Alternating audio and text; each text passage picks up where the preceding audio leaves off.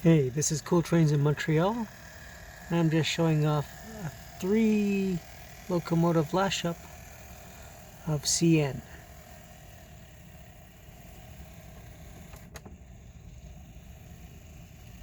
So this first locomotive is a GP38. The second one is a GP9 high hood locomotive, and the third one is a GP40. All of them in the zebra stripes.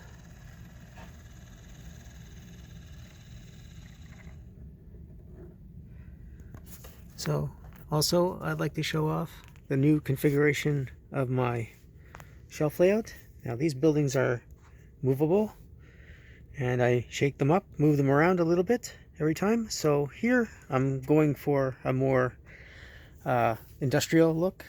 So I like the way that I have these buildings arranged now.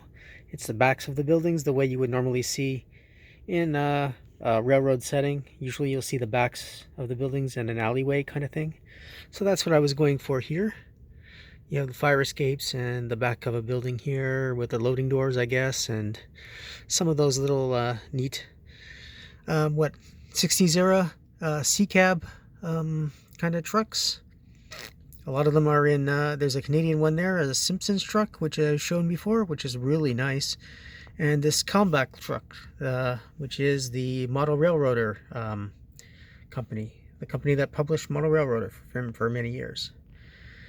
And this boxcar that I have here, this is a Microtrains line boxcar. What's interesting about it is that it has a posable door. Not all N-scale rolling stock has something like this, like a door that'll open or a hatch that'll open, but some of them do. They cost a little bit more, but it's worth it in the long run actually to get one or two of these because it really builds interest. Here, this really beautiful Grand Trunk Western blue really catches my eye, and I really like them. Yeah. So next to it here is an Atlas ACF American Car and Foundry 2-bay hopper car in the new CN scheme.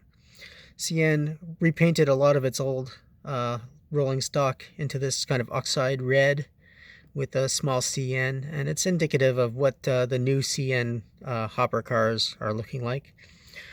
But next to it, what I really love here is a 1980s style, I think this was 80s or 90s, this special CN cylindrical hopper car here that was, even then, was trying to win over shippers to the rail as being an environmental choice. And you can see here in the slogan, rail, the environmental road. The environmental road, rather. And here they're trying to win over shippers to ship things by rail. And I only have one of these cars by example, but they weren't prevalent, I would say, in the 80s and early 90s, but there were a few of these running around with this little slogan. Even more prevalent, and you can see them today as ghost cars kind of, is this CN scheme, the red. I really like it on their cylindrical hoppers. Most of these cars today are rusted, and they'll be slowly being painted into that oxide red that I showed earlier. But I really like these with the large CN logo on it. Just really stands out. And next to that, here I want to show something that's different with this car. Notice here that it's got a white stripe on it. That's an oversized car. So this one will have, I think it's D plates. C plates are a marking that denotes the standard size of a rail car. But these ones that are larger, they have that white stripe to show people that it's a bit bigger, so that you're not supposed to run these on tight clearance lines and say if the bridge was low. There is a video, I believe, somewhere of a train coming along and some of these high cars getting can opened on a bridge. It's kind of funny. And you'll have to search for that. It's actually on CN, I believe, where these cars are getting can opened. But yeah, it's interesting. Okay, and here's some really nice things, these vehicles here. This nice R cab, what you call it, dump truck. And then I got another car, another truck here to show. This is the, I guess for my matching construction company kind of thing that I want to go for here is I want to do a construction kind of scene, and to do that I'm going to have this dump truck. And it's too bad that actually isn't posable. I'd like to pose the back coming up at some point, but I don't think that's possible on this model. And on here I got an a Mac R a cement mixer, which is really cool. And then these classic metalworks cars are really cool. These are 1978 Impalas. I got a taxi there and a police car with a bar type siren or flashing lights, whatever. And here I got another seal test truck that you've seen probably before too. That is an International Harvester tractor and trailer, probably from the early 50s. They look really cool though. I just love the seal test logo and whatever. It just looks neat. Maybe because there's a seal test plant that was in Ville St. Pierre. That's why that's kind of fitting there. Anyways,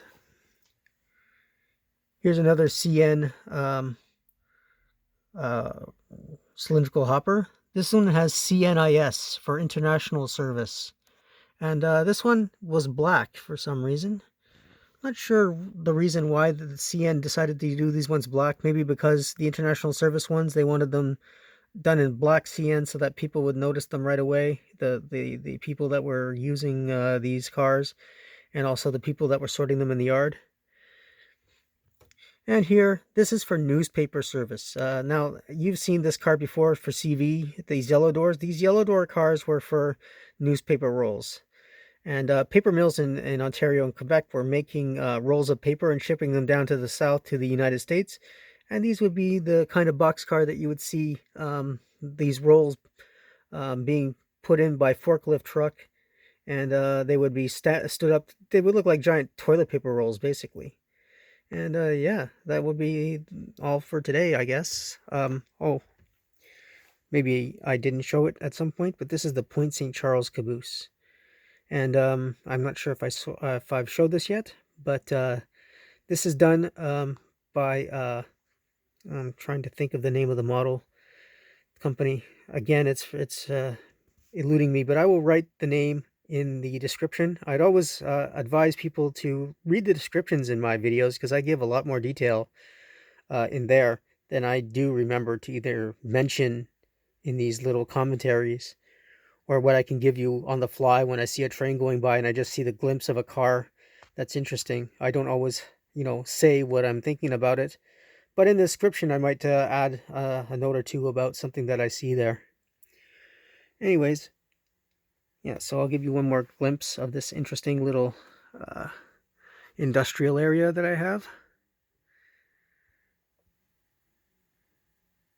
And this three locomotive lash up. This is a typical 80s lash up for CN. They would probably have, high hood locomotives still, high hood GP9s that they hadn't yet knocked the hood down into a low hood unit. It's something that they would have done in the late 80s and early 90s. But yeah, you would see a lot of these switching cars, and in mainline trains too, like I said, in a lash up kind of like this, where you'd have the three locomotives. And here we go. I'm going to move this again. Very slow. I like how these Atlas locomotives, they all seem to be pretty well matched. And they run pretty smoothly together after being, of course, broken in a bit. But like, I would suggest all locomotives to be broken in a bit before you notice whether they're going to run well together or not. And of course, good lubrication always helps the best thing. And if you're using DCC, you would probably want to have them synchronized so that they run properly onto one address. So, thanks for watching, and as always, please subscribe to Cool Trains in Montreal if you like what I'm doing. Have a good day.